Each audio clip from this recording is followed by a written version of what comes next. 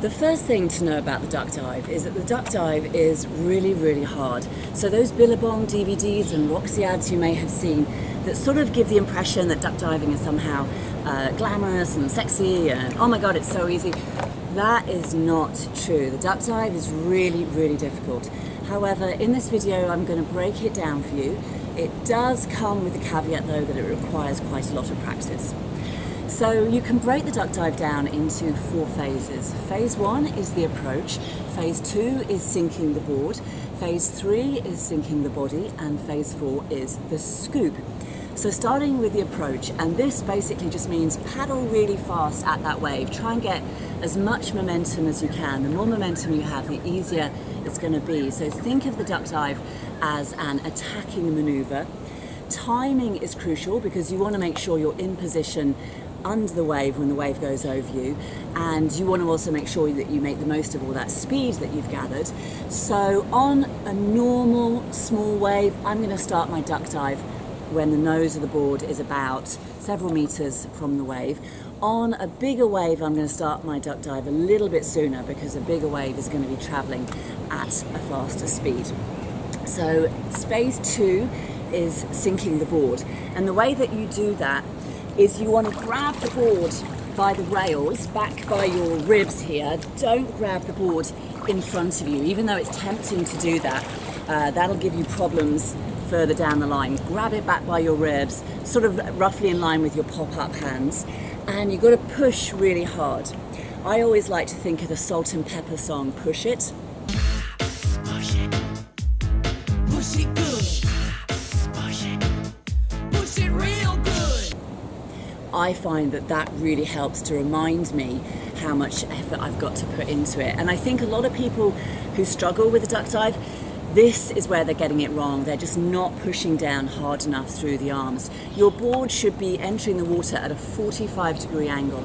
If you're only getting a 25-degree angle, then that's probably only going to work on really small waves. So push down really hard. If you imagine yourself in the gym doing a push-up, well, the duck dive is almost double that amount of force because you're displacing all this water. So it's not a game of marbles. This isn't embroidery class. You've really got to put a bit of effort into it.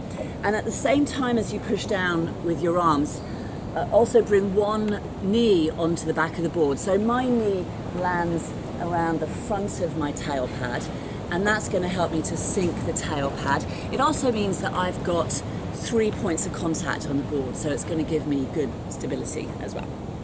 So phase 3 is sinking the body, and the way that you do this is you've got to look down, lean forward, get the weight into your shoulders. You can lift your bottom up in the air and 1 foot up in the air, and that's going to give you more leverage to sink your body down to your board. And then the big question that everyone asks is, should you open your eyes? Well, my advice is it kind of depends. Sometimes the water can get all churned up with sand, and if you open your eyes in those conditions, it's going to really sting your eyes, so I wouldn't recommend that. However, on the bigger waves, it can really help. If the water is clear, it can really help you, because then you can you can see where the wave is, and you can see how deep it's breaking. You can see how deep you need to get the nose of your board and how deep your body needs to be so that you can snuck under that wave. I wear contact lenses, so occasionally I lose one, and so generally I don't really risk opening my eyes, but I do for the bigger waves because I find that it really helps me. Phase 4 is the scoop. Now this is where it does start to get a little bit complicated because people will tell you all sorts of different things. This is the way I do it, and the duck dive used to absolutely freak me out, and since I've been doing it like this, I feel confident with my duck dive. So on small waves, I pretty much just get away with using my hands and my knee on the back of the board. I find as long as I really push hard with my arms, then that's going to be enough to get me through those just normal small waves. On slightly bigger waves, I'll use my knee and my shin. So again, timing is crucial, and just before I feel that wave go over me, I bring my shin on the back of the board, and that extra pressure just sinks the tail a bit more. And then on really big waves, I do something a little bit different. I call it the double whammy because I use the knee of one leg and I use the foot of my other leg. And I use the different knee actually. I use the knee of my non-dominant leg. Don't worry too much about which knee to use. Just use whichever one feels natural.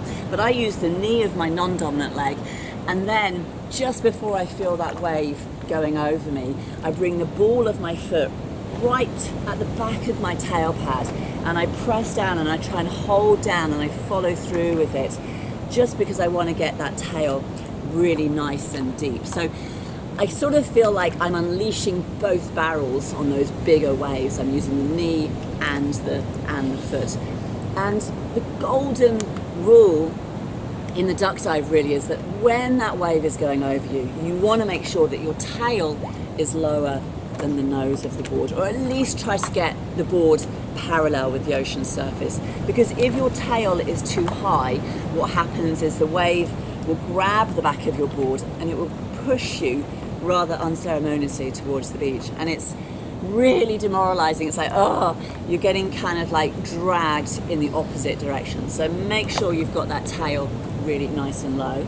And all you've got to do then really at that stage is hold on. Really hold on tight to your surfboard. There are lots of reasons why you should hold on to your board. The main one being just in case there's someone behind you and you don't want to let go and then have your board hit them. And then finally, this is kind of the cool part of the scoop. When a wave breaks, it's a circular motion, it's spinning. So at the back of the wave, there's actually an upward motion, and that is what you want to tap your board and your body into. And the way that you do that is, as soon as you feel that wave go over you, look up, arch your back slightly, and you've got to sort of push your board forward and up. So it's almost like you're a nightclub bouncer and you're ejecting an unruly, drunken customer, like, ah! That's what you've got to be like when you duck dive, except you do hold on to your surfboard. And then you come up, get straight back onto your sweet spot and start paddling all over again. So practice that in small conditions, practice it in flat conditions. Make sure that you build up confidence there before you start tackling slightly bigger stuff. Okay, I hope that was useful for you. If you want to find out more about the surfing and yoga retreats here in Costa Rica, then check out the website, puravidaadventures.com. If you like this video, you could always subscribe to the channel. It gives us a little boost, and it means that you stay up to date with all the latest how-to videos. Okay, thank you for watching. Good luck with that. Bye.